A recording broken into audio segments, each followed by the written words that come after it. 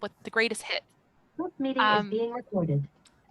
And so what we're going to do is we're going to walk through the greatest hits of Bookmanager and just kind of go through some of the areas that I think most of you will want to see and have questions about. As we're going through, if you do have questions, if you want to stop in any way and ask them, feel free to just let me know and we can do that. Yeah, so what we're going to start with here, I'm just going to switch off my video here and we are going to just do a screen share to my computer. So here we go, and we're just going to jump over and there we go. All right. So for those of you, some of you do know this, some of you don't, but Bookmanager is actually in our located in our bookstore. So we have an independent bookstore downtown Kelowna, British Columbia. This is our bookstore right here. It's called Mosaic Books. It's on the downtown of, or right in the downtown of our city, Kelowna. The Bookmanager office is actually just right in behind over here. So we're next door. The bookstore itself is probably about 8,000 square feet or so. We do new books, remainders, kind of a mix of everything, lots of sidelines. And what we're going to be using today, of course, is their system. This is their web store right now that I'm on, and we're going to definitely get into that in a little bit here. But where we're going to start is actually in Bookmanager. And usually right off the bat, the way Bookmanager looks is kind of a surprise. It is a keyboard-based software, and it looks like DOS. It is not DOS. You know, it was originally built in DOS. Over the years, though, we've moved it to being in what's called Harbor, another software. It is, I guess, sort of like the classic saying of, you know, you can't judge a book by its cover. Similarly with Bookmanager, behind the scenes, there is a lot kind of going on that allow it to be sort of fully up to date with all the different things you'd want to do in terms of connecting to your web store live with sales as well as receiving. Also communicating with your vendors to then say, let me electronically order these books from you and receive those electronic documents. So where we're going to start today is I always like to start in the inventory. It's sort of like the classic area that everyone usually wants to see right off the bat. So where we're going to go here is just into the inventory. And so the way I get into this is I can move up and down with my different arrow keys in Bookmanager. I can also, once you get to know Bookmanager really well, you can actually use the corresponding numbers. So let's say if I want to get inventory, I could just press the number 2. Now, what we're going to do today is I'm not going to be really showing you or telling you the keys that I'm pressing to do the things that I'm doing. That is all going to come in time with your actual training. This is really just for me to show you what's possible and what our Bookmanager users are doing and how they're sort of achieving that. So what I'm going to do right off the bat is just a search. I always use my favorite illustrator. I love her. And we're going to do a search for her books. And so what I'm doing is a keyword search. I can match against the title, the author, combination of those 2 areas. I can also use my the actual classification of the book. So let's say if I want to look at all cooking books or all, juvenile graphic novels, I could also do searches like that. But what I'm doing here is I'm telling Bookmanager, let's now not just search our database, because we've had this author many times. We stock a lot of her books right now. She's an author illustrator, but I also want to see what's available out in the world that are maybe things that I haven't brought in before. So when I did a search there, what happened was it went out to our database. Our database is about 24 million titles, and it came back and returned the data or returned the title results based on how popular those books are. And those books, when I talk about popularity, I mean Bookmanager users. For me, I'm in Canada, so I'm looking at Canadian Bookmanager users and the data coming from them. For a lot of you on this phone call today, you're in the USA, you are going to see US popularity. So this version of this book right now came back. So it's Time is a Flower. That's her most recent book.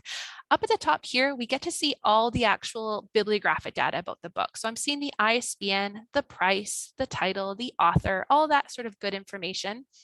Over here, I'm seeing then the classification. So this is the area where this book lives in our store. It's in the Kids Canadian area. For me, that makes perfect sense. For our store, that works out really well for us. For you, it may be completely different. It might just go into a generic, kids storybooks. It might also, depending on the size of your kids section, it might just go into kids. It might go into something very specific. So really, this is just, this is going to be unique to you.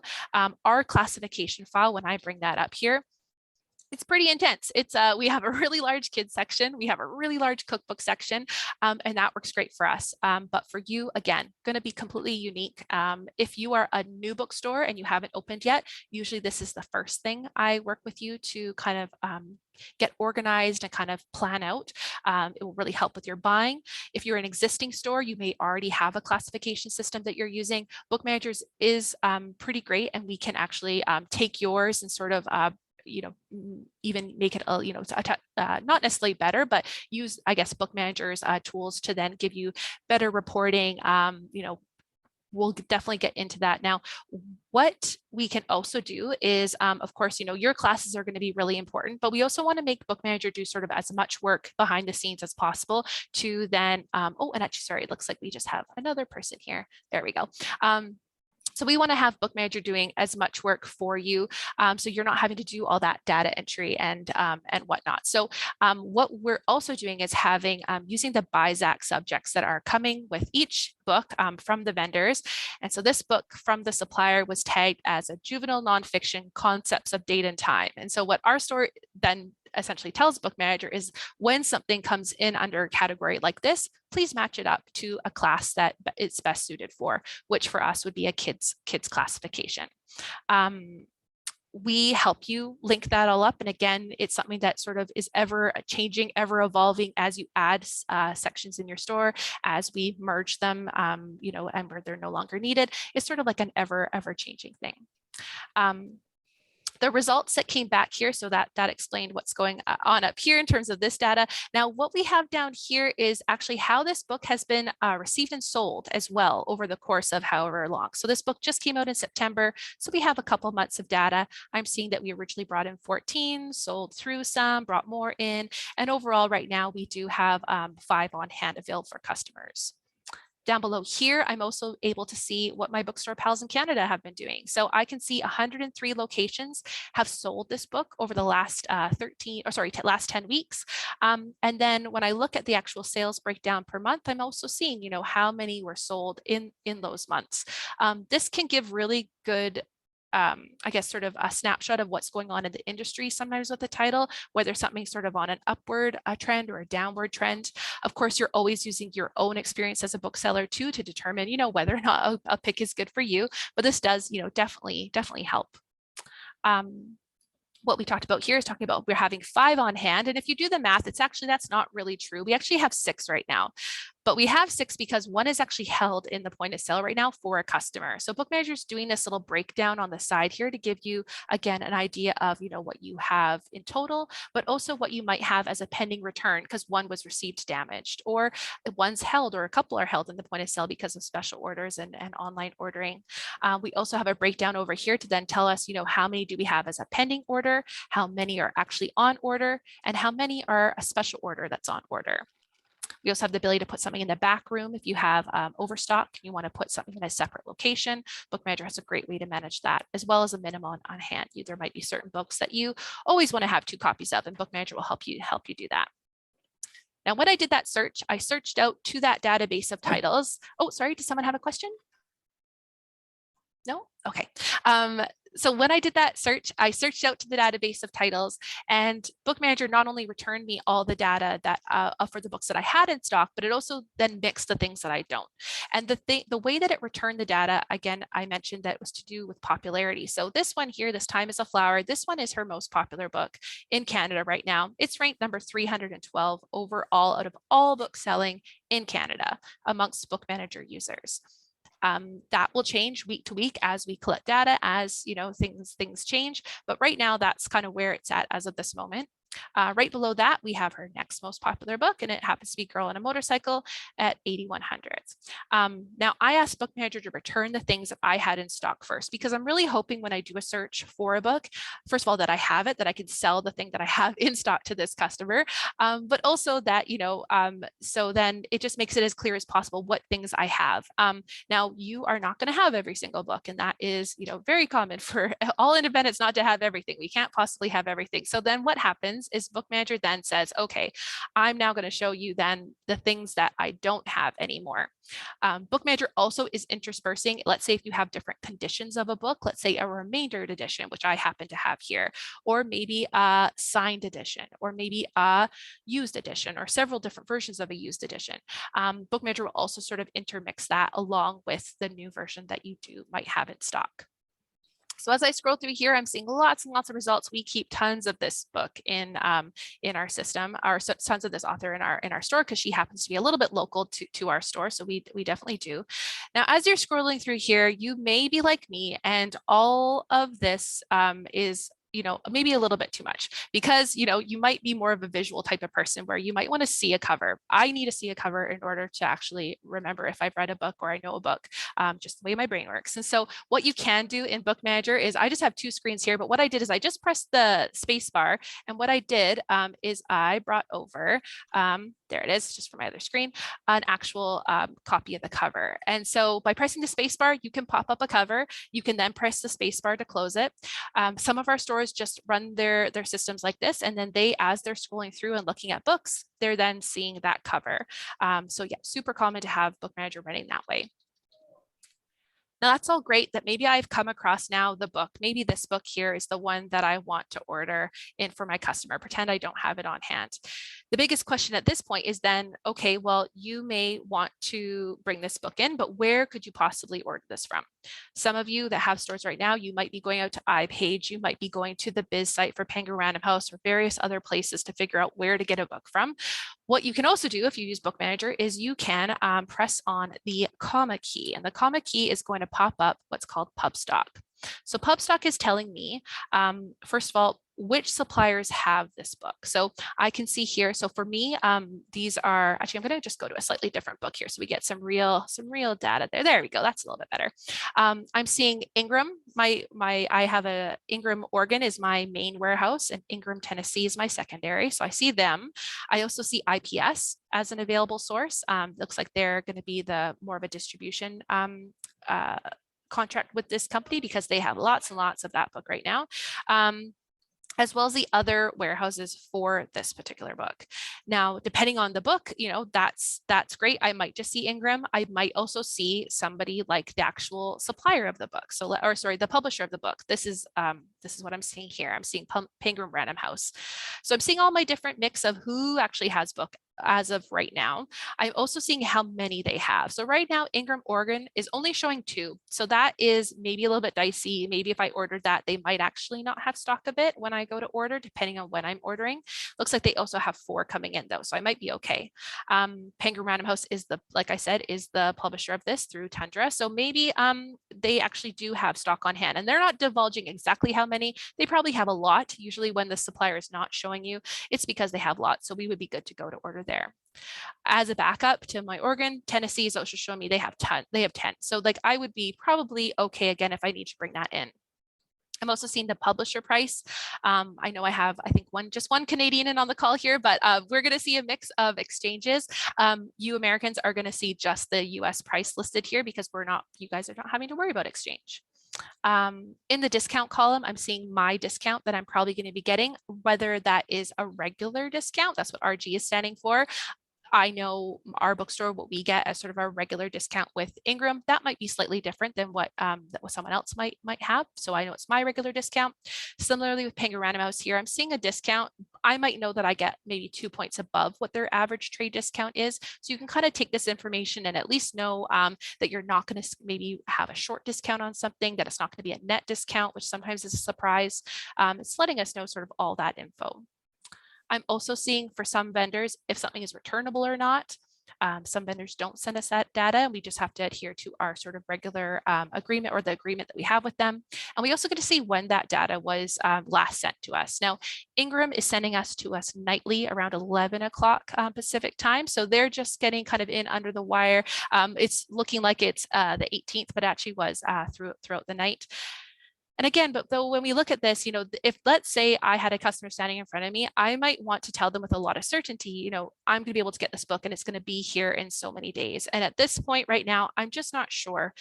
So with Ingram specifically, what we can do is we can actually do a live sync with them.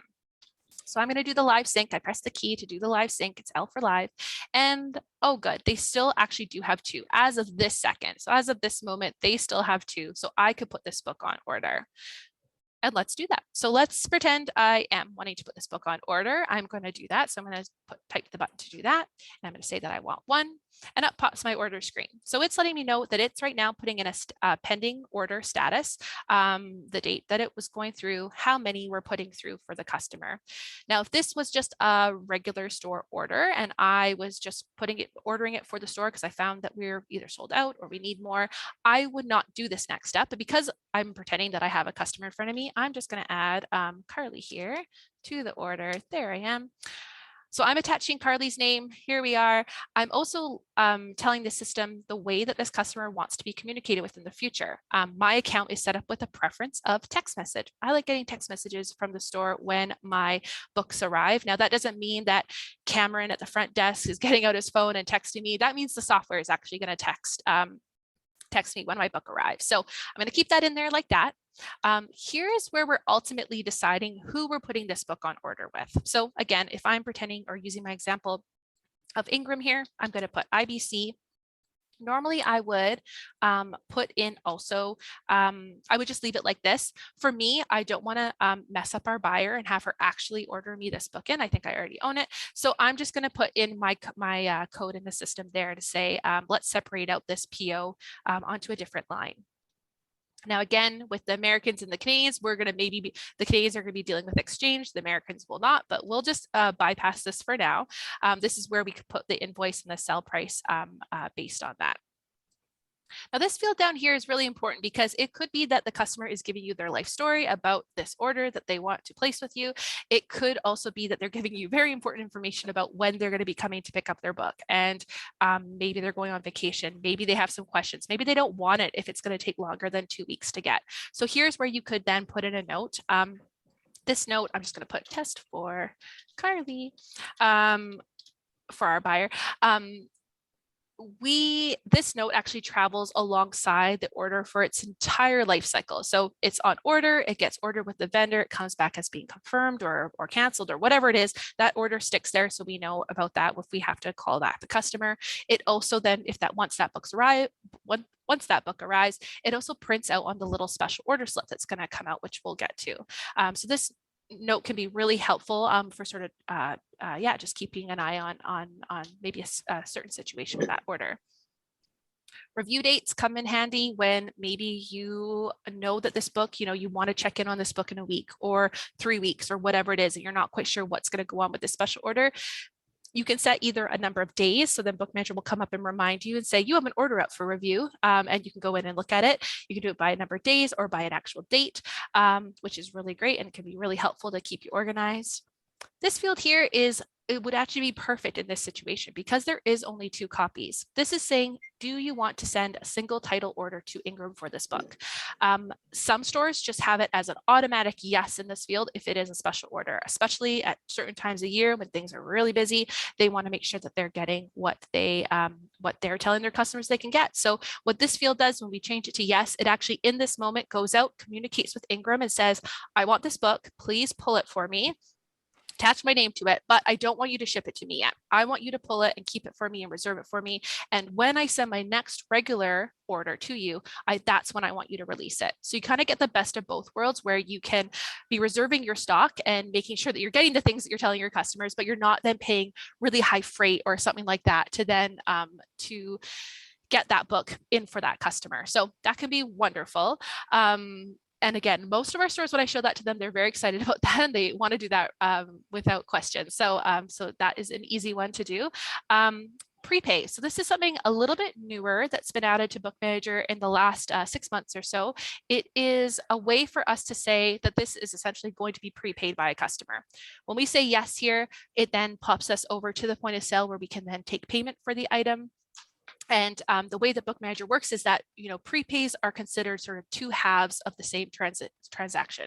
We have the order and the payment, and then we have when the book is received and picked up. So Bookmanager sort of separates the two. When the customer comes to pick up the book, we run through a transaction, but it tells us that transaction just tells us that the book has been picked up, not that they owe us any money. So we'll get into that a little bit as we get into receiving, but know that if you have a pretty strong prepay policy, that can be handled. If you're a little bit more, only prepay in a couple situations or a couple scenarios, then you can just kind of pick and choose the situations that it works best for. So it's not an all or nothing thing. So I'm going to press page down here. I'm not going to do that because I actually don't want to pay for this book today. I already own it. So I'm just going to press page down here and I'm going to throw in my code to say that order is done. So now what it shows us is it still only shows us that there's one on hand. And it actually is in this column here, which is showing what I have on order. It's not showing that I have it on order because this is showing me what I have available on order. But if I look up over here, I'm actually seeing that there is a special order right now on order for it. So again, in the future, if I look at this title, I can kind of see what's going on with it. I'm going to follow this train of thought. So we kind of keep following the order kind of along the road of it being ordered. And because the next stop is the order processing screen. So I'm going to jump down there. Again, I could press number 8 or I could just press enter here. And there we go. We'll get in there. All right. So now what we're going to do is we're going to then look at all the orders that our buyer, Sarah, is working on right now. This area for us can, because of our store, because of all the different orders that we have going on and who's managing it and that we're buying for seasons ahead, it can look a little bit intense at first glance here. What we have is a line for every single PO that we're working on. Some suppliers we just have a single line, so this is a Hachette order that we're working on. Looks like we probably already had a Hachette order sent off earlier today because I only see this one line, and I believe this is our summer or spring summer forthcoming buy because it's quite old, and I can see here that it has quite a few books on it. So I have a feeling that is just that a Hachette order has already been sent off. Similarly here, I have 3 different HarperCollins lines. I have an Ingram line that's being worked on. And if you notice, and if you're sort of, if you knew what you were looking for, you would also see that order that I put through earlier, there's no line here that says IBC space C. And that is because in certain situations, you may not want the new special orders or the new orders that other staff members are working on to automatically be added to a PO. You might have been working on a PO painstakingly for all morning, and you have it perfect, and you're going towards a budget or whatever it is, and you're just about to send it. And now let's say I am a staff member and I go through and put an order in for a book that is maybe yes to that supplier, but maybe I've ordered too many, or maybe you have a policy where things have to be looked at first. We don't want to just automatically add those orders into a PO. So the way that we tell Bookmanager that we're ready to look at what has been new since the last time that we've done this routine is telling it to update. So I'm going to tell Bookmanager I want to update this and look at all the new pending orders that have been built since the last time that I did this step. And it goes through, retotals everything. And now I can see, oh, there's my line, IBC space C, with my one book that is one special order. Now, each line here, this is, keeping track of the orders that we have. It's also letting us know how old these orders are, how the orders are going to be sent. So most, again, of our orders, we're going to try and get them to be sent electronically. When I say electronically, I do not mean by email, though you can do that as well. When we're talking about electronic ordering, that means I'm going to use my Bookmanager software and I'm going to communicate directly with the vendor or through an intermediary. I'm going to send my order to that vendor. And then they in turn are going to send me back a confirmation to say, yes, we can get this. No, we can't. This is canceled. This is back ordered, and give me all that sort of status updates to my order. So that is sort of letting us know how we're sending our order. So if we see net FTP, that means it's going to be sent electronically. This is also here we see BKNet, that is standing for PubNet. So there's kind of two different things or two different ways we can see it. I see my number of books. I also see my special orders and how that all breaks out, which is really great and helpful. I then get some specific information about my particular minimums, settings, so on for each vendor, so it can remind me. Now you're going to see some check marks down here, and that's because Bookmanager, when I did that update, it was also checking to see if I've met my minimum. So if, again, it's every store is different, what their minimums are, what vendors they're working with, but if you plug that into Bookmanager, so right now we have here Ingram is set with a 10 book minimum. So this order right here does not meet that minimum, whereas this line above sure does. So again, I could be sending that off. I don't actually want to send anything because it would send to the vendor. So we're going to just look up here to see some things that have gone through this morning. And what I'm going to do here, I'm just going to check for a confirmation on this. There it goes. So this was an order that I just it was sent earlier on today, but we just got a confirmation for, or just downloaded a confirmation for. So it's Ingram order, and it 20 books, 12 of which are special orders. When I press enter on this line here, I can go and view that confirmation, and I can see what is being confirmed. So for me, OCNF, that means order confirmed, order confirmed. It's also letting me know the actual warehouse. So for me, E, that's Oregon. So I can see that that is going to be coming from Oregon. I can see here too, I'm also getting a back order status on this one, which makes perfect sense because it doesn't come out till the first week of February. So or the second week of February there. So makes sense. I'll be getting that probably on my next, maybe my next second or 2 shipments from now or so. As I scroll through here, I can also see, yeah, pretty much everything is coming. Most things too are coming from Oregon. Oh, but there's one is coming from Tennessee. So again, I kind of have an idea if, let's say I want to communicate to my customer, this one might be a little bit longer than what I originally gave you an ETA for. Or again, it could have been communicated at the time. So allows you to keep a really good eye on what's going on, what you can expect. If something's canceled, you can also then see very easily, that it's been canceled, that you should be putting it on order with another vendor. The confirmation actually will put it back to pending, and you can then move it around to a different supplier. As we scroll back in time here too, we're seeing a lot of confirmations, which is fantastic. I'm also seeing then in a moment, as I scroll back through, oh, here's one. So this one here from Ingram is letting me know it's actually been invoiced. What this status does to Bookmanager is it says, okay, well, if it's been invoiced, that means it's been shipped. So as I look through this list, I can see what's been shipped and what is probably on its way to us right now. And it also tells me what even invoice number that it's on. So I can see all of those things have been shipped. Oh, that's great. And like the things that also have not been shipped, again, to help me communicate with my customers. This information is not just visible from this area. This is when I look up this book in inventory, when I look up the customer, when I look up any sort of area in Bookmanager and I'm looking at this order line, I'm going to see that data, which is, again, really, really helpful. I'm going to now jump over to the point of sale. Point of sale is where we're handling in-store sales, so customers coming up to us wanting to buy books, which is great. It's also where our online orders are going to drop into, which we'll get to in a little bit here. With Bookmanager, we do have a built-in frequent buyer program, so we can give our customers, essentially we give them points. In our store, it works out to be when they spend $200, they get 5% of that purchase back. So $10 in credit. They can choose to keep saving that credit, or they can choose to use it and spend it at the time.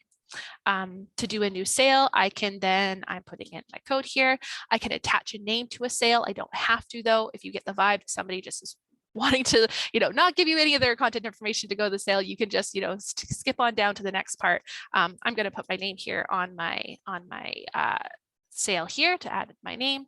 And here's then what I could be scanning for books. So what I would do is I would scan for some books. Let me look here. Oh, what do I have? I don't think I have actually anything on my desk here that it actually is in stock. So what I would do is I would then, let's say we'll grab one of those books again.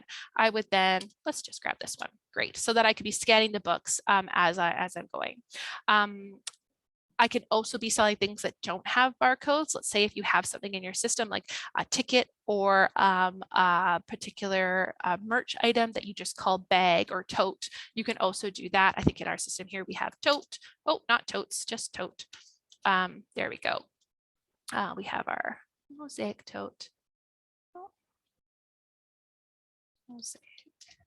Oh, no, I forget what it's under, but yeah, we have lots of different tote bags. We could grab that one. There we go. Perfect.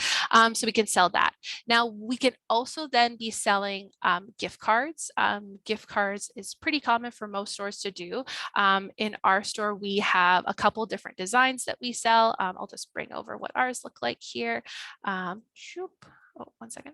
There we go. So that's the front and back of our design. We have a couple different colors, couple different styles.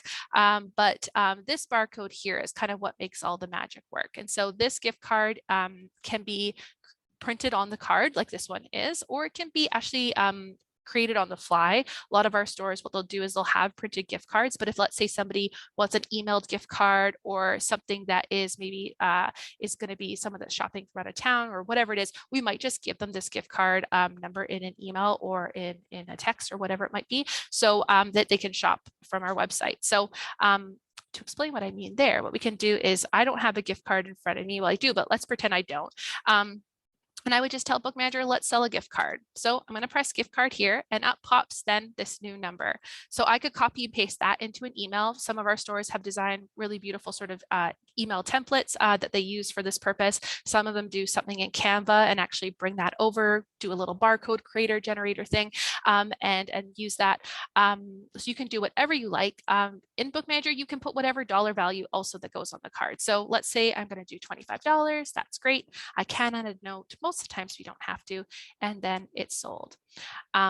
Nice thing about this too is when you are selling a gift card or when you're redeeming a gift card, on the receipt, it actually prints out with the little leftovers amount or the amount on the card. So it's easy for your staff to circle and say, oh, this is how much is left over on the card. Bookmanager is also figuring out, of course, the actual subtotal, the taxes, depending on where you are and what the taxes are, what they're like. It's all figuring that part out. When we want to tender, everybody's tendering screen is very different. All you bookstores do so many different types of tendering. Some of them, it's going to be very simple, and maybe you're using Square to be your payment provider, which is great. We have Square set up in here, and you can run that payment manually then through the Square app. Some of our bookstores are working with Clearant in the United States or Chase in Canada, and they have an integrated payment option. Works great. We can help you set that all up. Some of our stores are working with Gravity or Global or Moneris or one of the many million options for taking payments. So no matter what you decide to do in terms of credit card processing, we can help you sort of find the best solution that for this setup area. You also might be taking other tenders. You might be taking Venmo. You might be taking Bitcoin. You might be taking electronic funds transfer for some of your online orders, PayPal even. So whatever you decide to do, again, this area is fully customized to accept those payments. And so you can log them in a way that makes sense. Our store, we still have paper gift certificates that are over 20 years old that still come back into the store every now and again. So we still have a gift certificate redeem. We also have a lot of customers in our schools that pay through electronic funds transfers through email. So we have that in there. Again, we don't use Square in our store, but we actually do have a device at our front, or one of the little tap things at our front desk. So if our power goes out, our internet goes down, we can quickly switch over to Square and be, again, up and running very quickly for manual payment. So that part will be all customized in the future. Let me just delete this. We'll come back to the point of sale when we do our online orders. But for now, I'm going to jump over to customers. Customers is really just where we're keeping kind of like an address book, I guess, for our customers for all the contact information, how they like to be contacted with. So this is sort of the basic information. You can have an account that just says Joe, and maybe Joe comes in and does his special ordering with you, maybe comes and collects points with you. You don't need to maybe phone Joe or email Joe. And so it's just a very basic account. You can also have an account like mine who's very set up, has all the different data in here. So then you can keep track of for maybe shipping product to them, that customer and whatnot. Here, my preference for how I like to be communicated is set up. Also, my account is set up to be that I am a frequent buyer. The frequent buyer program is kind of neat in the sense that you can, of course, the customers themselves can be collecting points on their own behalf. You can also have it where customers are maybe donating their points to a cause that you are, maybe every month you switch out the cause, that those points then get added to that cause's account, and then you can give points or money to that customer to then shop from, which can be fantastic. Some of our customers donate their points to their children's school. Usually schools, they would be getting a discount. So they would be getting, let's say, a 20% discount or a 15% discount, whatever it is. They might not be eligible to actually get points on their sales because we're already giving them a really good deal, but we can still have others earning points on their behalf, and they could potentially be using those points when the time comes. So again, totally up to you what you do there with the points. There's also ways here to set up different taxation. So if you have different customers shopping from out of state or out of town, we can have the taxes in there. We can also have the discount. So let's say this customer is a staff member or a school or somebody that is just a great shopper. Maybe they get a standing 10% discount or 15 or 20 or 40, whatever it is. Maybe they're getting a great discount, and that can be applied to their account. Now, when they shop in store, they're going to get that discount very easily as long as we're adding their name to their sale. Similarly, when they shop online, after the first time they do an online shop with us, and we then know who their online account matches to in store, they're also going to see that discount. So this is my my play account. I don't have a discount, but on my regular account, I do have a 30% discount. And when I shop online, I get to see that, which is great. We also have a way to store credit cards securely. They're only accessed through a password that you would be only sharing with staff that would be needing to know that information. That is where the credit card information will actually get passed down from your site when they place an order paying by credit card.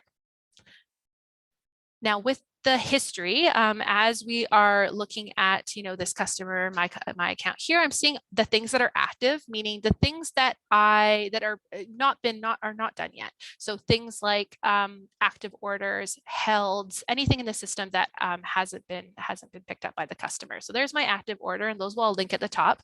I then get a breakdown of all my orders, all the sales, and whatnot. And I can browse that history if I want to as the store. I can go through and look through everything, which is great.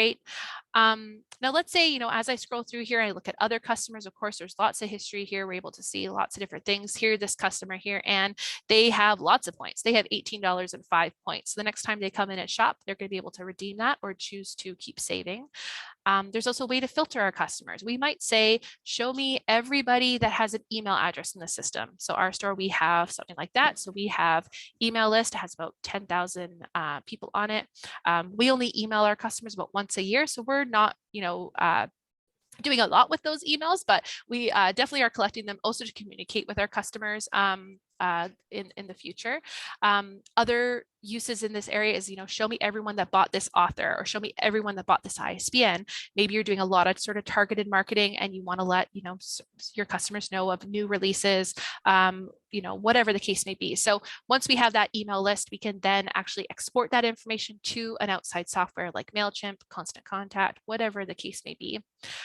If you're not doing a lot of emailing, you might just be sending, creating the full file each time and sort of replacing what is existing on the on Constant Contact or MailChimp.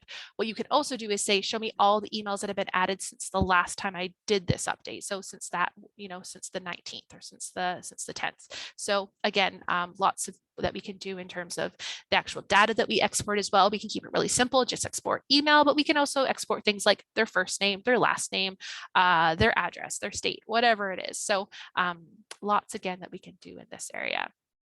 We periodically will go through and say, okay, well, show me everybody that has spent over a certain amount of money. And then from that, we say, okay, this group now has a new standing discount. They always get 10%. They're kind of one tier above our regular frequent buyers. So again, this data allows us to to look at that and quickly go through and make adjustments to customers' accounts. All right. Where I'm going to go to next is receiving. What I'm going to do is I'm actually going to switch out this because I don't want to use our real Bookmanager to do receiving from, because that would make a big mess for our store. And I don't want to do that. I don't want them to be mad at me. So I am switching over to our Play account for Mosaic. This is just a mirrored copy. Every night it's created, and it's just an exact mirrored copy from the night previous. So I can play without causing any real harm. So I'm going to go into receiving. Normally what our stores are doing is, as they get shipments of books. So let's say from any of the book vendors, Penguin Random House, HarperCollins, Ingram, what they're doing is they are grabbing the first box and there is a barcode on the outside of the box where they are scanning. This barcode links directly to a document, an electronic document to say these books are in this box. I don't have an actual box in front of me right now, so I'm just going to bring up Penguin Random House here, and I'm actually going to go in and scroll through and find something. Here's a great example. So this invoice here. This is an invoice that exists on Penguin Random House's side that was built to us on the 7th. We are on the West Coast, so Penguin Random House books take a very long time to get to us. So this will probably arrive, I don't know, maybe at the end of the week, maybe that started next. But this invoice was created on their end. And within this invoice are all of these individual boxes. So these individual boxes all contain books for us. This box here happens to have 10 copies of Atlas of the Heart. This one here also 10 copies. This one here is a big kind of a mixed bag, has lots of different things. So what I would be doing is I'd be scanning the outside of the box and up it would pop right to the document that it attaches to. So here, what I would see here is yeah, it's going right to this particular shipment. What I would then do is press one key. So I press one key and it goes through and it's going to go and receive this entire shipment. I'm going to fill those orders. Great. And it's going to go through and receive that entire box. So 23 books or 23 ISBNs were just received. So the quantity, the price, the discount for every single book on this shipment. Sorry, within this box of this particular shipment. If I was a very trusting person, I could just move on to the next one and you know, be okay. And but probably what I want to do is reconcile this invoice. When I say reconcile, I mean I want to open this box now, and I want to take each book out, and I'm going to scan each book as I do so. What this is then going to tell Bookmanager, and so I'm going to go into that little screen right now. What this tells Bookmanager is then the things that I've scanned and the things that I haven't, and where there might be a discrepancy between the two. What you can also be doing is, as that part's happening, some stores that is as far as they go. They're just reconciling it, and then the books go out to the floor. What you're going to also be doing is you could also be labeling your books. So as you scan each book, it could also be popping up with the label. I'll just show you what that looks like here. So the standard label, this is sort of what it looks like. A little bit different now. We've updated the labels a little bit, but has your name, has a barcode, has the ISBN, the title, the author, the class, who you received it from, so the supplier code that you received it from, when you received the book for this individual book, not the, this book for all time, but this particular copy was received and this date code. And the way that our date codes work is that the second number here is, or sorry, the second character is the year. So this was a book was received in 2020. But for us, let's say if I was receiving it today, it would have a 2 for 2022. And then the first letter is then the corresponding month. So normally right now it is showing us J there. So J is then A, B, C, D, E, F, G, H, I, J. So that's 10, the 10th letter of the alphabet. So that's October 2020. This is where that label's from. For me today, it's January. It would be showing A2 for January 2022. So when I look at this book on the shelf, I can then actually tell with a lot of certainty when I got that.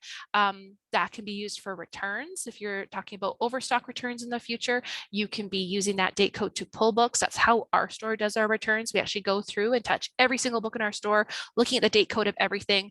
And then and we have our people that are part-time, that are just even brought in for the day, for family, friends, or whatever, is go through and do all our pulls for us. And then our management or our people that know what's going on with all these books will actually decide what actually gets returned and what doesn't. And that's how we use the codes to do that. This code here is also letting me know the profit margin on this book. So it's letting me know that this is a 42% discount or was received at a 42. D is the 4th number of the alphabet. So again, helps me quickly see that without letting our customers necessarily know exactly what's going on. It's just kind of hidden. I'm going to jump back into play here. So we'll go through and it will print that receipt, or that label, which is really great. you can then also have Bookmanager where it will do something else. It will also potentially either print this. So let's say I scan a book and it is a special order. It's going to actually pop up onto my receipt printer and say, oh, this is a custom order and this is who it's for. And I can use that to sort of put in between the pages of the book like a bookmark. You could also have it, and some stores of ours prefer to have it come up like this, where it actually goes right in line with the actual labels themselves. So in our store, we would use this top label here to actually put on the back of the book. And then we would rip off the backing here, and we would then keep the label on its backing and put that between the pages of the book. And this works really well for us. We like it because it's right in line with the labels that as we're going through and doing our labels. Other stores prefer it on the receipt printer. So it's really whatever you like. Having it sort of happen at the time that you scan is really helpful, because as you're making your piles for things that are going out to the floor and things that are then going to your health shelf, you can keep them nice and organized and sort of separate from one another. So what we're doing is like I said, we're scan. We're going through the book, we're scanning. We don't have to use our brain that much. It's actually kind of relaxing because you're just scanning the books as you're taking them out. We're making our stacks. And then at the end, when we press escape out of this screen, Bookmanager is going to let us know if we are not balanced. It's going to say you are unbalanced by this particular item. It's also going to say if we scan something, let's say that is not part of that invoice, it's going to say you scanned this ISBN, but it doesn't exist as part of this invoice. So that could be an overship, maybe a misship, maybe they grabbed the wrong book when they were packing the box. In the end, hopefully we're sitting back at the screen and it's the 23 books that we scanned are exactly what the 23 books that they told us that they sent in this box, and we're on to the next thing. If it's not, we can easily go through here and then tell Bookmanager, I've been short shipped for this book, or this book is damaged. I also I took it out of the box. Yes, I scanned it. Yes, technically it's here, but I want a credit for it because the corner is bent or whatever it is. So this is what we do all from this screen. And then once we're done with that box, we then move on to the next. It's not required that you do, let's say if there is 10 boxes from one particular vendor, it's not required that you do all 10 boxes. You can go home at the, you do 2 boxes, you go home for the day, you pick up the next morning and you continue on. You can also intermix it. Maybe you do a couple Ingram, maybe you do a couple Penguin House. So again, it's not required that you do them all in the same order, but we are hoping that you're keeping an eye on then things to then see easily when, maybe we're missing a box, maybe an entire box is missing and it hasn't been delivered yet. So there's ways for us to tell that. And once we're ready, then we would just exit out of here. We don't have to be checking anything to do with the actual money part of it, because this is all coming from the supplier. So the quantity, the price, the discount, we don't have to double check the discounts or go through our paper invoice at all. Whatever Bookmanager says is going to match to is what is we're on the hook for with them through the invoice. So it's very fast, again, efficient way for you to whip through and do a bunch of different receiving. As a last thing here, and I'm just going to change my settings here because this is just place settings. What we would do in our store here as a very last step is then we would say, okay, well, for all those things that were special orders that we pulled to the side, that was great that it printed the slip, but we actually want we want Bookmanager to take those books out as being available store stock. We want to actually move them into a point of sale held transaction.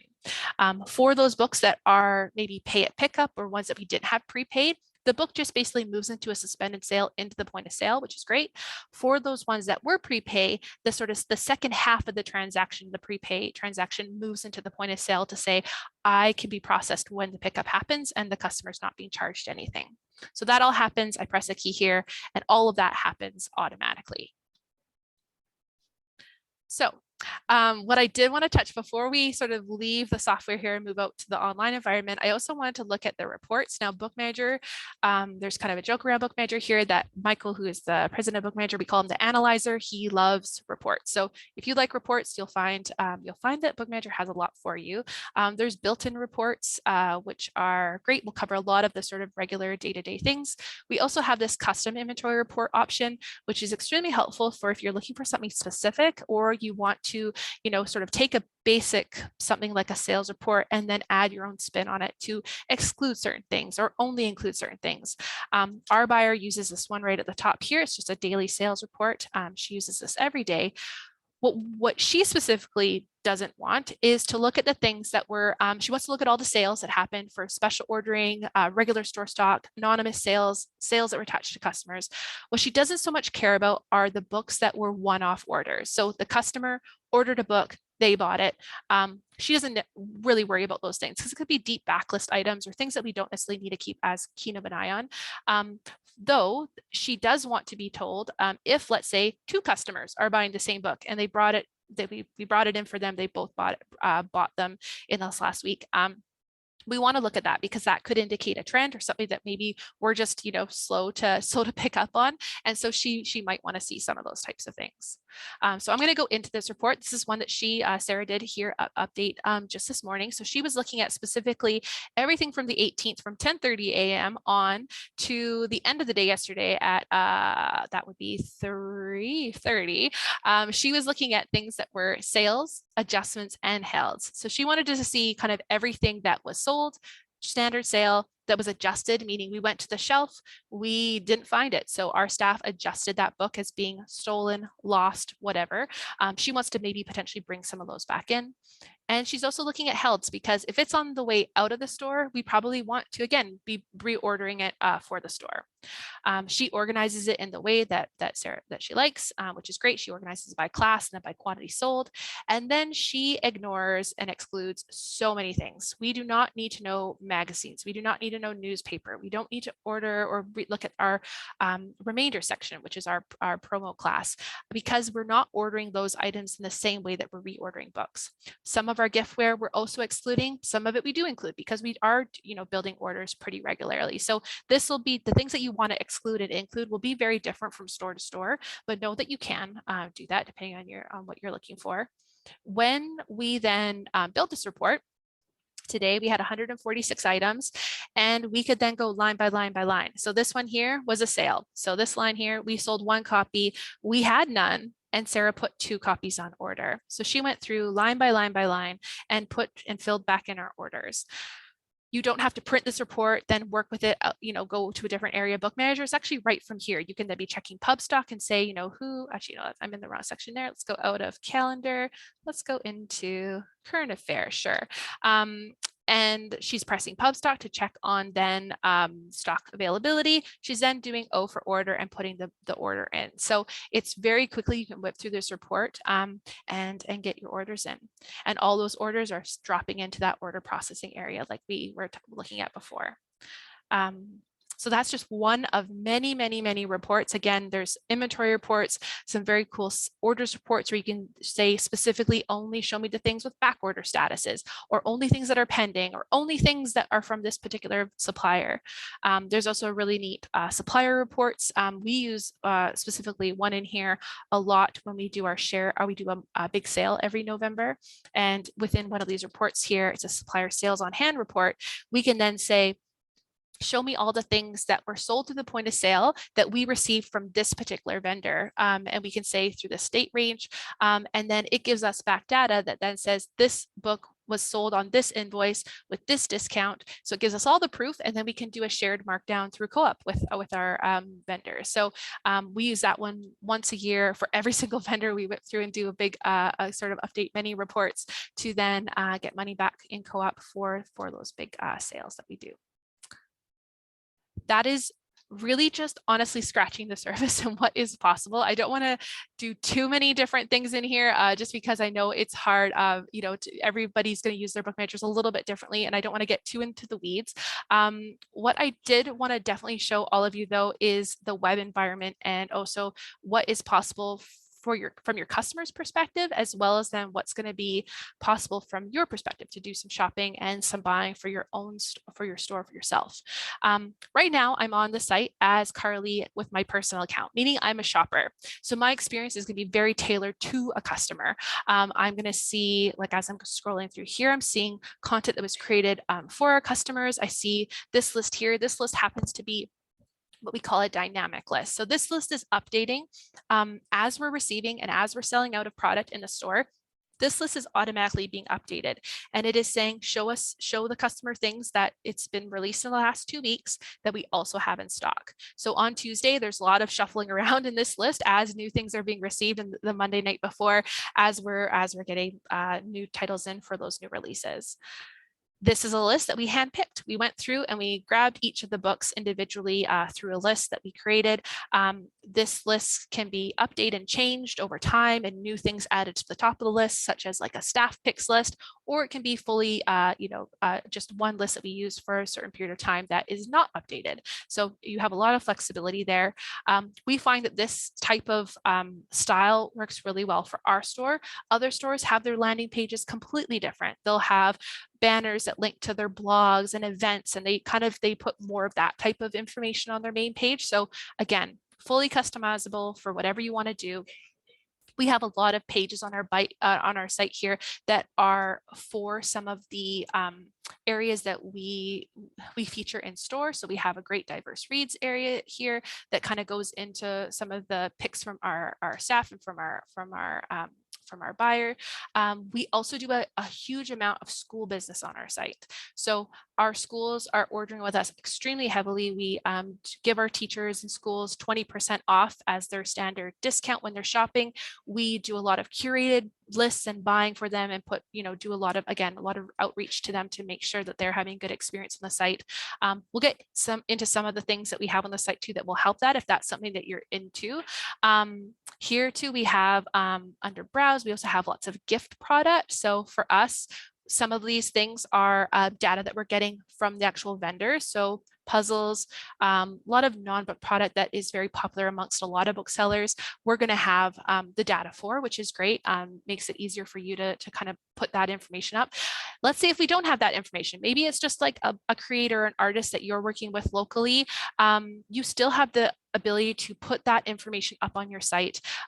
We like this stuff here is from Blue Q, which is a very popular with a lot of bookstores. But as we scroll through here, I think we have, what do we have in here? We have mugs. Yeah, so we have a bunch of different stuff. Nothing that's too specific right now. I think we're just actually loading in a bunch of our new cards that we just got in from a new maker. And so what we do in Bookmanager is, as long as it follows a particular numbering convention, which is very easy to auto create in Bookmanager, Bookmanager then knows this is something that's going up to the site, and it's something specific to this bookstore.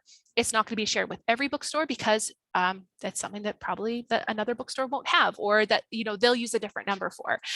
So we will help you do all of that when the time comes. That also includes things like your own merch. Let's say if you have a mug or a t-shirt, you can get that all up on your site with pretty easily.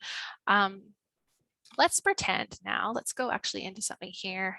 Let's go into the maid here. So this is the view that I'm getting as a customer when I'm looking at the book. I get to see a nice big image. I'm seeing all the sort of bibliographic information. Our store is linked with Libro. So we then have an option here when a customer looks up other editions where they can click through and buy the book through Libro. The store then gets a kickback automatically, which is great. So we have a lot of our customers that want to support us, but also love audiobooks or certain books they like to buy through audiobook. They can do that really easily, and we get paid out. I think it's quarterly that we get money from Libro. You can also add books to a list. So here, maybe I am wanting to build sort of a wish list for myself. Now, when I say wish list, I'm not meaning in the Amazon way or like a gift registry way. I'm meaning like I'm creating a list because maybe I'm putting this into a mystery list of books that I want to read that are mystery titles, or maybe I'm creating a book list that I want to email to a friend about, hey, these are some books we could do for a book club. That's the type of list that I'm talking about. In the future, very shortly, we are going to be adding that wish list registry option, where then somebody could create a wish list on your site, share it, and then customers would see as things are being bought or as things are being taken off the list, what's sort of left over.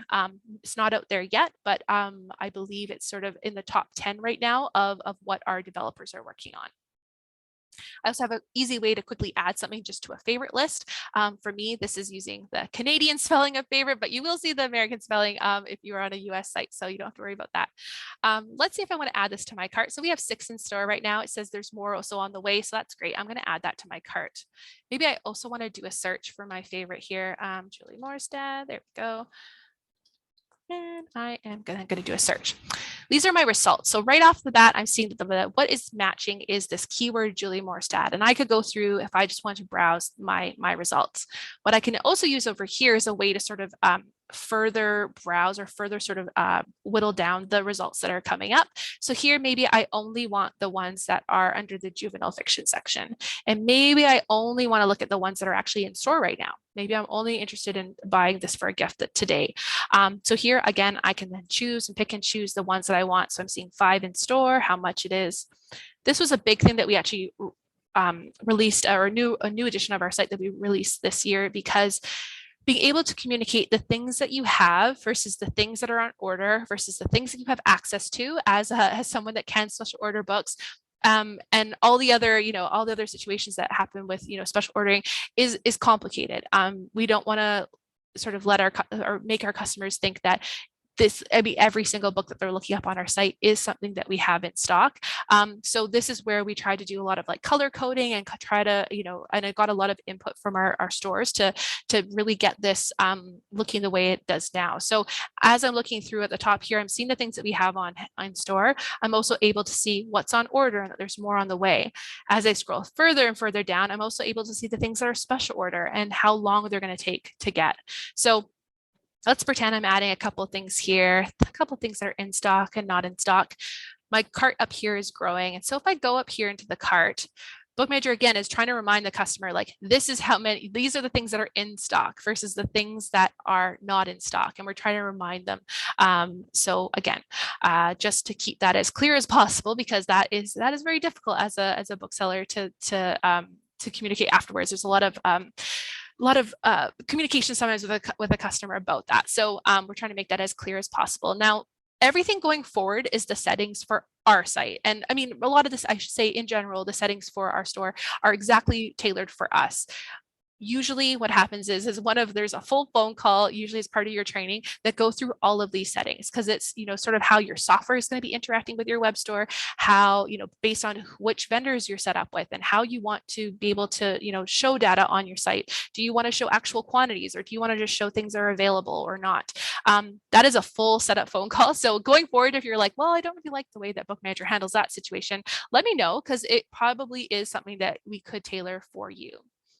Now, right now I have the ability to of course, like check out. So I can choose to ship it. I can choose to pick it up in the store. I would say this is the most common for our store anyway. The most common method is people are just going to use our site as a way to look up books, but they're still going to come in and shop. And we love that. We love that they come in, they pick up their order. They also browse and find other things that they want, and they buy it at the same time. So this, I would say probably about 70 to 80% of our orders are pickup, and then with a smaller amount for the ship.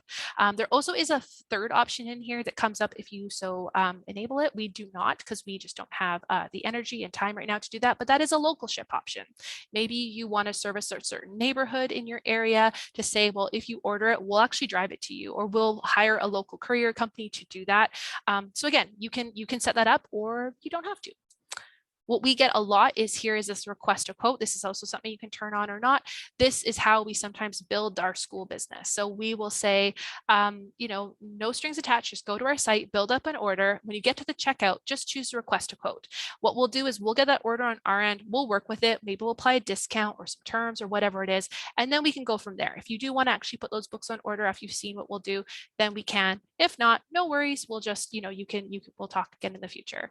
So this is a way that we have actually built like quite a bit of business, because it is, very, very easy for them to build that order. They see how simple it is, and then they request the code. And then going forward, all of their purchases, they're going to see those discounts that we're offering them, the 20% off and whatnot. So works really well for us.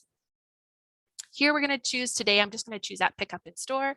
This notice here is all customized by us. So that is just what it is right now. I can, if I am a school or an organization, I can choose a purchase order. So I can put a purchase order number in there. I can also put some instructions. So let's say if I am on holiday, or I'm not going to be here for a month, but I do want to get this order in, I could then leave that message and it will drop in. We actually have a really cute customer that puts what they're gonna, or the recipe that she is going to make, and then she actually delivers the item that she puts in the recipe to us when she comes to pick up her orders. It's very, very sweet. Here, this preferred method of communication, that is just how the customer is going to communicate with, or how you're going to communicate with them. So again, it's remembering that I like text message, so it's going to keep that. If I press save and continue now, I get my checkout options. I can redeem a gift card if I want to. I can also then choose, of course, the payment option. Pay at pickup is, again, one of our most popular options. This is, again, no strings attached. They put the order in for anything. They choose pay at pickup, and we get the order, or at the order on our end, and we deal with it. Very few times this has ever burned us. It may not be a situation that you would want to get yourself into, so you can choose to show this one or not. I would say, you know, for the cases where the order comes through and looks a little suspicious, we might do a little bit of recon to then figure out, you know, if is this legit? Do they really want 25 copies of this one particular book? But for most people, it's almost like a replacement of, you know, using the phone to place their order. So for us, we're very happy to do that. PayPal and credit card, of course, are options. If it's PayPal, it goes over to them. Credit card will be, the credit card information will actually come along with the order and attach the credit card number to the customer's account securely. It's all encrypted, very secure way of doing this. This allows you then to use whatever payment provider that you want to use. So if you're using Clearant, our option in the United States, you can do that. If you're using Square, if you're using an online service because you're still in sort of a pop-up mode, you can definitely do that. So credit card is not going to go and actually charge the card at that given time as well. So it's up to you. You can make also changes. I mean, sometimes you might find that you can't get a book, or you're gonna, oh, it's your friend, I'm gonna give them free shipping, and you can make little changes and then confirm with them before you charge.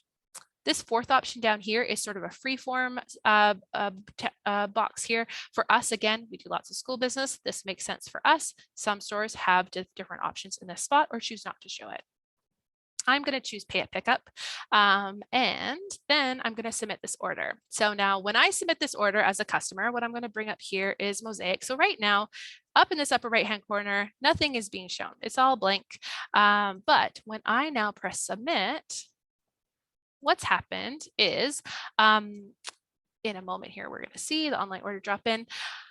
What I'm going to get, oh, there it is. So as a customer, I've got an email that says, thank you for your order.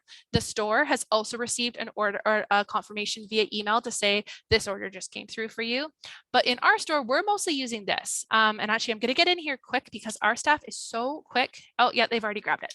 So our staff is so quick at grabbing these orders that one of our staff members here has already grabbed this order from me.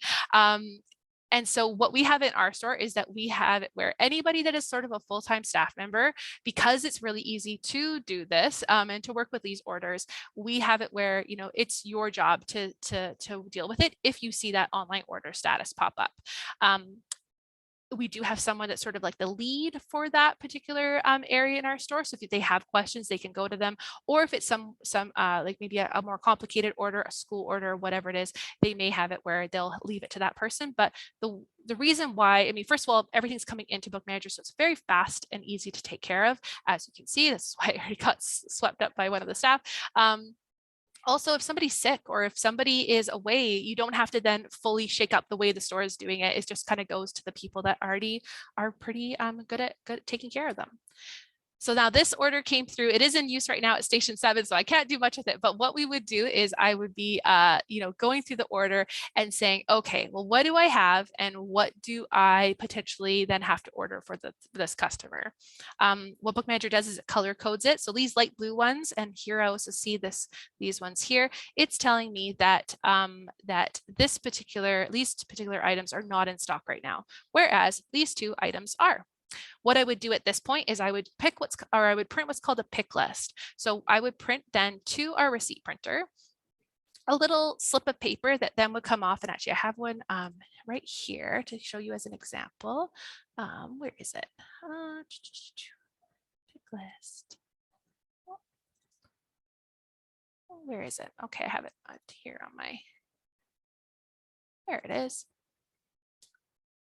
So there it is. So it prints off with the customer name right at the top, right, nice and clear, the date that it happened, very important. Has a little barcode that will actually jump me to this transaction if I need to in the future, as well as just the books that are in stock. So it does the title, the author, as well as where to find that book. And it gives me a little check mark here to tell me then how many, and then I can grab it and I can check it off. We use this down here saying like to be picked, and then we put our little initials to say, you know, who did it. And then we grab those books and we throw them on the held shelf. We do that step first to make sure that if there is, let's say, anything here where we don't have something, we would then be able to then pull it and actually and price it, or sorry, and order in for them. Now, okay, it looks like Cassidy got out of there, so she saw that it was me. So now what I would do is I would say, okay, that's great. I've grabbed those books. They're on the held shelf, ready to be for that customer to pick up. Let me actually go to work and work with this now to order those things that we don't have. So I would tell Bookmanager now, okay, I would like to reserve this. And right now, Bookmanager is not very happy. It's a little bit angry because it's saying you have one back ordered, or this customer wants one, but you don't have their name attached to an order. I don't see the name attached to an order anywhere. So it's a visual cue to say, ooh, I have to deal with this. I have to do something with this. So what I would do here is I would press R for reserve, and I would say, let's order this in. So I'm going to do this. And I'm going to put the book on order, and I could do that. And then I would go through here. Actually, I would actually really do that. So let's do that. There we go. And then I'm going to go through here and I'm going to say, let's also do this one. And I'm going to put the book on order as well. And I'm going to choose who I want to put on order. Maybe I'm going to get it from IPS. That sounds great. And there, great.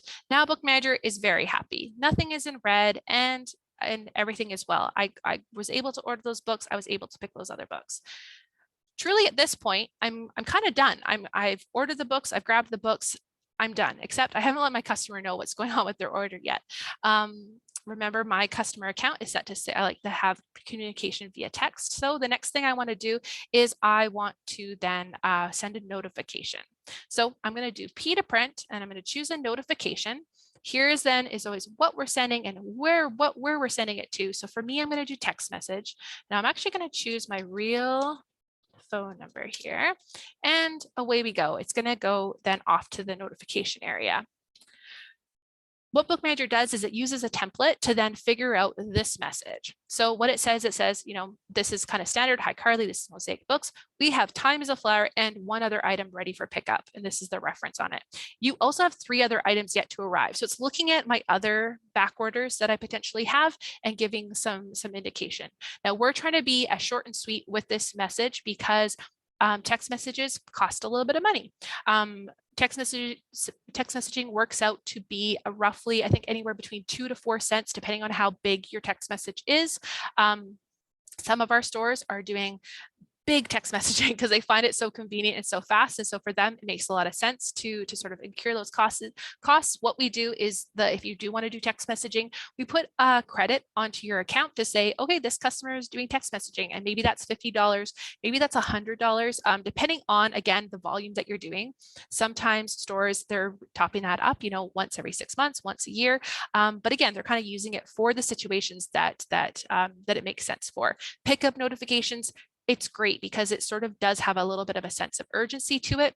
We're finding, we've done text messaging for about 2 years in our store, and we're finding that people are picking up their helds faster because the text message just is a little bit more, I guess, in your face compared to an email or a phone call that you're ignoring from a number that you don't know. So this is what's been working for us. Again, I mentioned it being templated out. So again, we have this is our sort of standard template here to say that this is the default, that if we have it on hand. What we're also doing is we are then going through our list of helds periodically, usually once a week, to then say, okay, let's send some reminders for these helds that haven't been picked up yet. So if this was a reminder, let's say it's a week from now, I might switch this out and the wording slightly changes, saying this is a reminder, we're going to hold the order for another 2 weeks. We also then have a final reminder that says, if we don't hear from you within 1 week, your item will be taken off hold, and we'll, you know, if it's a prepaid item, we'll then refund their card and just put it back out so we can get it taken care of. all of these templates are completely customized by you. So however the wording you like to, to make it sound more like you, to make it branded more like you, you fully get customizable choices in here to do that. And you can still use that, I guess, the template where we'll autofill things and pick and choose what you do. So again, if I want to just send an order or send this notification here, I would then just tell Bookmanager, let's go ahead and send it, and away it goes. Now what Bookmanager is doing is actually gone out and text messaged my customer, so me. And then if I am a customer and in a moment, maybe I want to reply to that text message, which is pretty common. People want to reply to you. Maybe ask you a question. What's popped up here is then an F3 alert. So again, it hasn't texted me back to my phone or a staff member's phone. It's come through the software, and I can then go into the F3 area and see that Carly just said thanks. We get a lot of questions back from our customers though, like what time are you open till? I'm on a holiday for another week, I'll see you soon, or whatever the case may be. So we can then, let's say if they do ask a question, right from here, we can reply. So we could reply and say, you are very welcome, and send back to the customer. So really easy, keeps it all logged here too, so you can see sort of what's gone on that, with the status. What's also happening down here is this little log, and some things are being updated as I do things. So as I printed a pick list, as I sent a notification, but it's logging where I'm at in this transaction. So now let's say I've sent a text message and a customer said, oh, I don't want those books anymore. Oh, actually, I want to delete that one. Maybe then I want to log that I've made some changes to this order, or that there's a situation going on with this order. So I can then press L for log and choose one of these very many options to then to assign to this order. Let's pretend I'm saying problem Carley test. And so now it logs it with that. If I need to look back and sort of follow my paper trail of what's actually gone on with the order, I can then press L for log and then see what's gone on with this. Came in as a new order. It was logged as for later from Cassidy when she realized it was mine. I sent a notification. Now it's a problem. This happens if like a credit card doesn't go through, or there's some sort of situation. We can log it with whatever makes sense. We also use this area like if somebody calls or emails about a book that they want and they just want to hold it for the day, we'll then do a held transaction and log it as a day hold. It's really great because a lot of the stores in the past were using pieces of paper on little slips attached all around the store or attached to books, and that's great if you're up at the front counter and you have access to those books. But if you're working remotely, or if you're working at the back of the store and you want to just quickly check in to see what's going on, everything's logged right as you're looking up things. So it's really really easy to do so. What I also want to show you here is, of course, if we do an email notification, that is free, first of all, so that's nice. But secondly, you can get a little bit more detailed with those emails. So here, as a default, this is sort of our standard email. If the customer chooses to have an email sent to them, where we can say, like, actually divvy out saying these items are ready for pickup and these items are on order, so then the customer knows fully what is expected. Again, that sends through Bookmanager. Customer can reply. When they reply, it just goes into your inbox like a standard email, and yeah, you can kind of go back and forth and communicate that way. Again, we have lots of templates in here for the things that we were finding we were always rewriting over and over and over again. A lot of school stuff, as you'll see here, like a lot of things tagged with school. So again, you can write a template or create a template for whatever purpose that suits you. What I now want to show you is kind of actually my favorite part of Bookmanager, and that is using the online environment to shop for yourself, for the store, for the shelves. Now, this can be for reordering. This can be for opening orders. So if you are a store right now that is not quite open, you can use this area to do those orders. But our buyer, she's using this almost every day to fill in the stock that we don't have, maybe things that we've missed the boat on, maybe things that we just we're trying to buy and bulk up a section. Really just kind of helps us find those things. So I'm going to go into our browse area, and let's just go look at that. So I'm going to go into browse, and there we go. So what this is doing is it is showing me then right off the bat 12.4 million titles. That is an insane amount of books to go through and have to look and buy through. So I'm going to do a little bit of pruning of that list. And so, like I said, 12.4, okay, it's organizing it based on popularity, based on sales. So right now in Canada, this happens to be the most popular book, followed by this book, followed by this book. Now, you're going to notice here some comments. So these are comments that some of our reps are making to us. If you're a Canadian bookstore, we have, instead of using Edelweiss, which is an American thing, we use catalogs, digital catalogs from the Bookmanager site. So some reps are making comments on things. These are the things that are visible to me. We're also making comments to each other, so staff members on books, and we're also making things that are then visible to our customers. So this happens to be a note right now saying reprinting, reserve a copying, we're expecting stock, and kind of when that message was which was put out. So that was one of our staff members that did that. We can also make, like, I know some stores use this area to make comments for one another, to say like, we have an arc of this book, or or this book is a no buy, we're not bringing this one in, don't even ask, or whatever it is. So you can use these comments in a whatever way that suits you best. What's happening is we're seeing Bookmanager, your own Bookmanager stats and stock and history along over here. This is one area right now, like if we were just on the customer facing side of Bookmanager, which is beautiful, very has been recently redone. Great look over there. Bookmanager, this side of things, this is what we call our store side. This has not been redone yet. This is in the process of being redone right now. So for some of you, this may not be the site that you have when the time comes. It might be in the new environment, and it's incredibly beautiful and very well planned out. And so that is going to be released in the next couple months here. But what I am seeing still in this environment is still what I received, what I sold, also what my peers are doing. And this is might be a little bit small for some of you to see there, depending on your size of your screen. But this is letting me know the number of stores that have sold it, how it's broken out per month. And then we get an extra little bit, because that information is available in the Bookmanager software. But this extra information over the right-hand side here is telling me how many stores have how many copies on hand. So right now, 117 stores have 864 copies on hand, and 57 stores are waiting for 314 copies. So it gives me kind of a neat breakdown there. Now, that's great. This is the most popular item, again, followed by the second most popular. A lot of this stuff you're going to probably know or have, depending on the type of store that you have. It's not probably news that those books are very popular. What you might want to do is you might want to say, okay, well, let's say I walked by my cookbook section and I noticed we were looking a little light. We need to bring some stuff in. It's looking a little bare. So I would maybe come in here and I would grab cooking as a BISAC subject from one of the vendors. I could then say, okay, well, that's great, but like I'm specifically building an order right now for Penguin Random House. So let me go and grab Penguin Random House. Great. So now my list has gone from 12.4 million titles to roughly 4,500. So that's great. That's much more manageable. And that's still good. I mean, again, no surprise here. These books are very popular. That's great.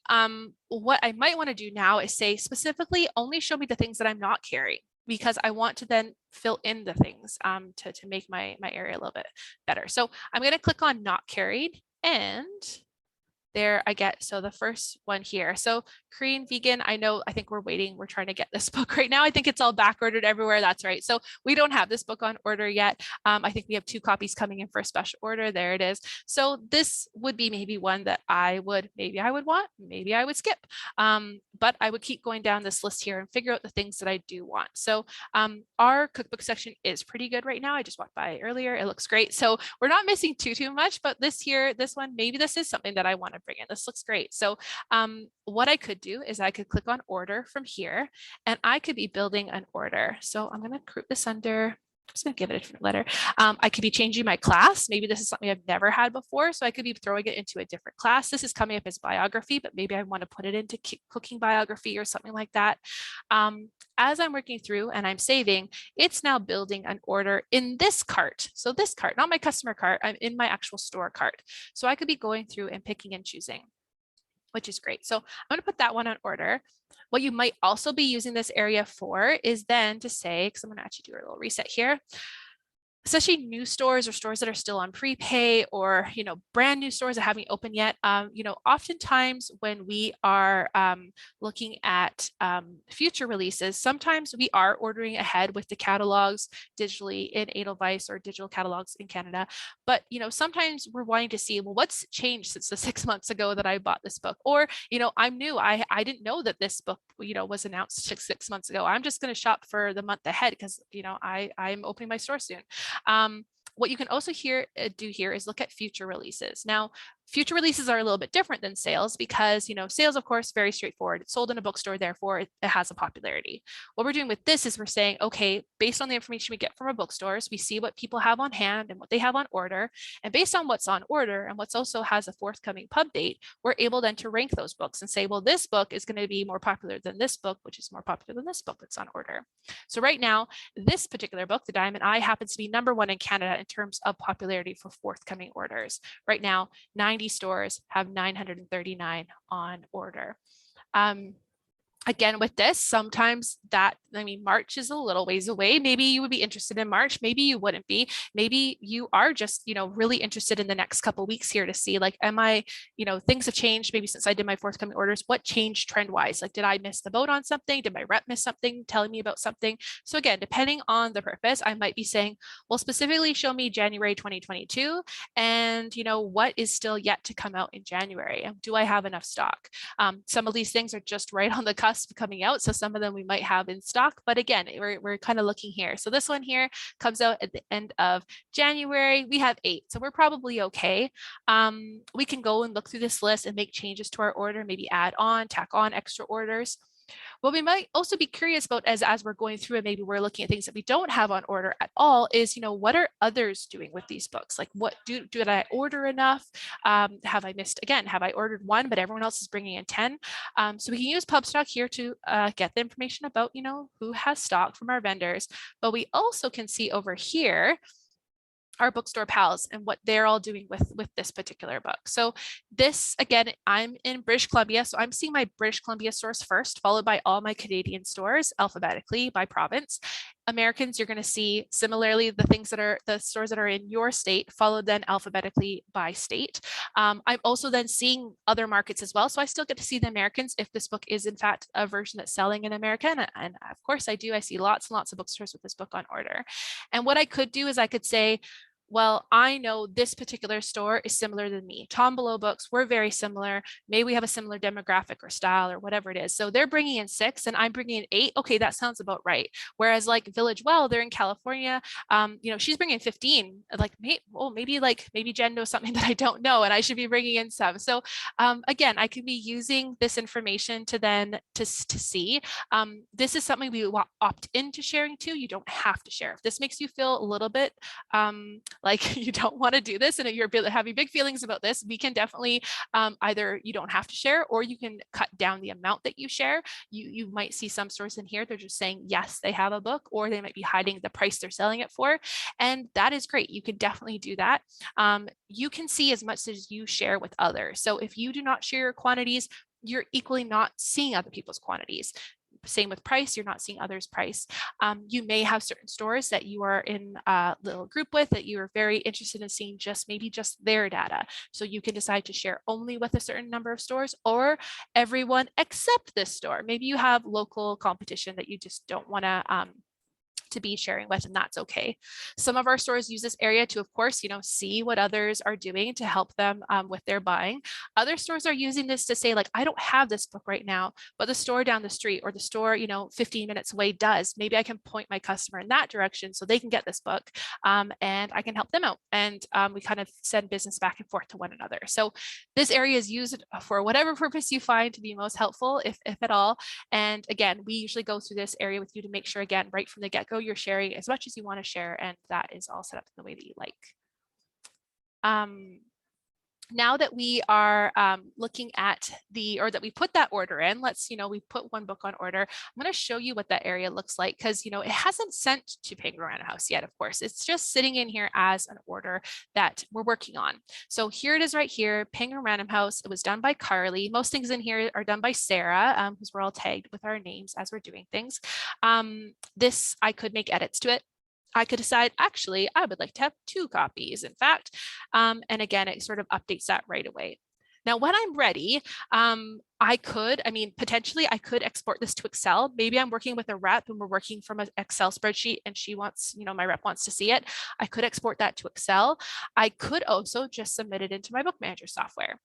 Again, when I submit it into my Bookmanager software, it's not sending to Penguin Random House in one fell swoop. It's just submitting into Bookmanager, which I can then take and send to them in my regular way. So again, I'm going to press submit here. Away it goes.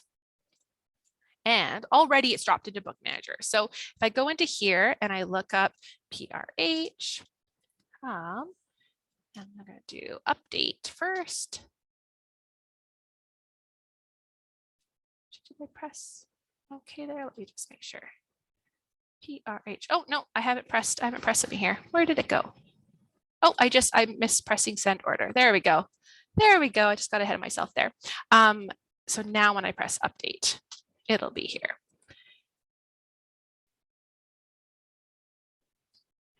There it is right there. So let's say if it's something that I've had before in store, great. It just finds the inventory card I already have, adds the order to it, away we go. If it's something that I haven't had before, meaning like my opening order, maybe I have 3,000 books on this order I just popped into Bookmanager, it is then going through, adding the inventory card for you and adding the order record for you as well. So the data entry, again, doesn't exist. You're just letting Bookmanager do all that work. And so right now I see this line, Penguin Random House for 2 books. There's the book. Great. I could then potentially combine that in with a PO that I am just about ready to send, or I could let this build by itself. Maybe I'm building towards a promo or something that that I'm not quite ready to send on, and I can wait. And when I am ready, I can then use my regular means to send the order. So that is how that can go. Again, for regular, I know our buyer, she's using that to fill in certain areas to buy to as she walks by and sees the store and what we might need. But for opening orders, it can be very, very powerful and very helpful, especially using all the data online to get that information and to figure out what to buy. So usually, again, if you're a brand new store, that is where we'll spend some of your first phone calls, is just looking through that data together. So then you get really comfortable with just being able to know what all that different data means and placing the orders. But if it's something we are already established store, then we'll still be looking at that, but we'll be looking at it a slightly different way because you already have a store full of books. So so that is, everything that I wanted to show you guys all today. I know it's so much. And some of you may have questions right now. Some of you may need to digest a little bit, and I get it. It's a lot to kind of go through, but from like right now, does anyone have questions that they would love to have answered in this call, or just feel free to ask. Or okay, no one's raising their hand. That's okay. What I'll do is I'll follow up with each of you, because again, I know there's going to be specific situations that you might want to chat through over a phone call or go back and forth through email. So I will do that today, kind of just touch base with all of you, and we can talk about the dates and all that other information that we've been talking about, and we can go from there. But it was really nice to see you all today, see your faces, and it's nice. We'll talk soon. Thank you. All right. Bye. See ya.